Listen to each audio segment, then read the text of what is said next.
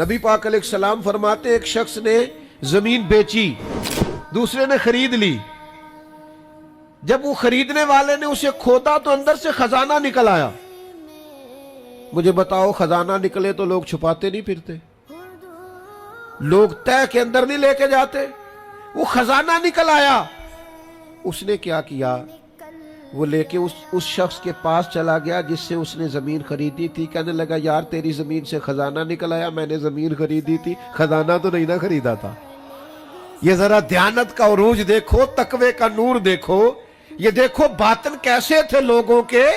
اربوں کروڑوں روپیہ یہ حضور بیان فرما رہے ہیں، بخاری مسلم میں موجود ہے.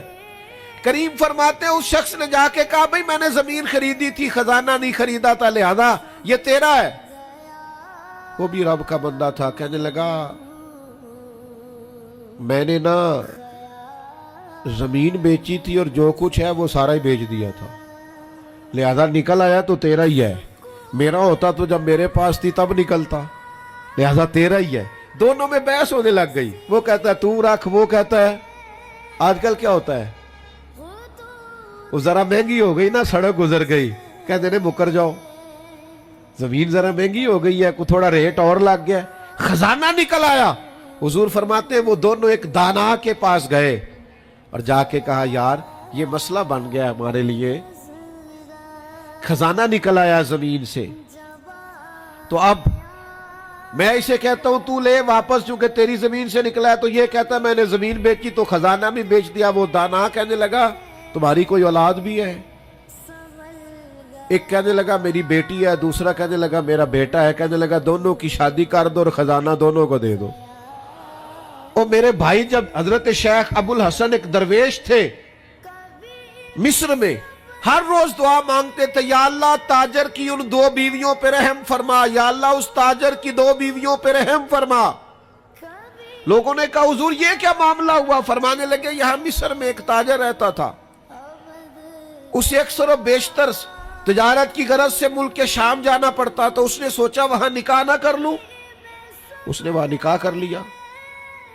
مالدار تھا، وہاں ایک بیوی رکھ لی، مکان رکھ لیا. اب یہ جو بیوی مصر میں تھی نا، اسے تھوڑا شک گزرا. بیوی بڑی گہری جاسوس ہوتی ہے. اسے سمجھ آ گئی کہ بدلے بدلے سے میرے محبوب نظر آتے ہیں. اسے سمجھ آ گئی کہ دھلے دھلے کپڑے آتے ہیں، وہ کیفیت ہی نہیں پہلے جو رنگ ہوتا تھا. ایک شخص کو پیسے دیے، کہا ذرا اس کی جاسوسی تو کر.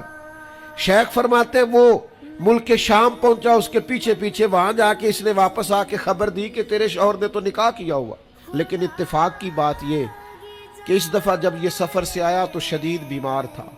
بیوی حوصلے والی تھی، صبر والی تھی. اس نے سوچا کہ ذرا صحت اس کی ٹھیک ہوتی ہے تو پھر میں اس سے بات کروں گی کہ تم نے مجھے بتایا ہی نہیں اور نکاح کر لیا ہے. لیکن اس کی طبیعت ٹھیک نہ ہوئی، وہ زیادہ بیمار ہوا حتیٰ کہ انتقال کر گیا.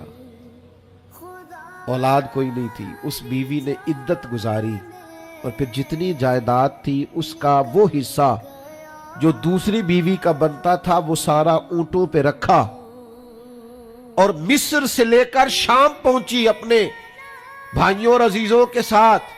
اور اسے جا کے کہنے لگی زمانہ تو نہیں جانتا پر میں تو جانتی ہوں نا، اللہ کو جواب دینا ہے. اس کی تو بھی بیوی ہے، جتنی میں حقدار ہوں تو بھی حقدار ہے، لہذا یہ حصہ تیرا رکھ لے. وہ کہنے لگی میری بہن اللہ تجھے جزا دے، جس رب کو تو نے قیامت میں حساب دینا میں نے بھی اسے ہی دینا. میرا شوہر یقیناً میرا شوہر تھا، میرا اس سے نکاح ہوا تھا، پر اس دفعہ جب وہ آیا تو شدید بیمار تھا. کہنے لگا شاید میں بچ نہ سکوں. وہ ایک مکان مجھے دے گیا، کچھ مجھے میرا حصہ دے گیا اور مجھے طلاق دے گیا. کہنے لگا کہ تو جہاں چاہے نکاح کر لینا، میری صحت مجھے لگتا ہے کہ اب وقت جانے کا آ گیا.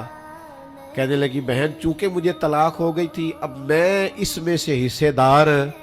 شیخ فرماتے ہیں گواہ دونوں کے پاس کوئی نہیں تھا پر دونوں اللہ کو جواب دینا چاہتی تھی. اس تقوی کا مظاہرہ کیا. فرماتے ہیں میرا دل کرتا ہے جب بھی نماز پڑھتا ہوں تاجر کی دونوں بیویوں کے لیے دعا کرتا ہوں. فوا ربک لنسألنہم اجمعین، محبوب تیرے رب کی قسم قیامت میں میں ان سے حساب لوں گا.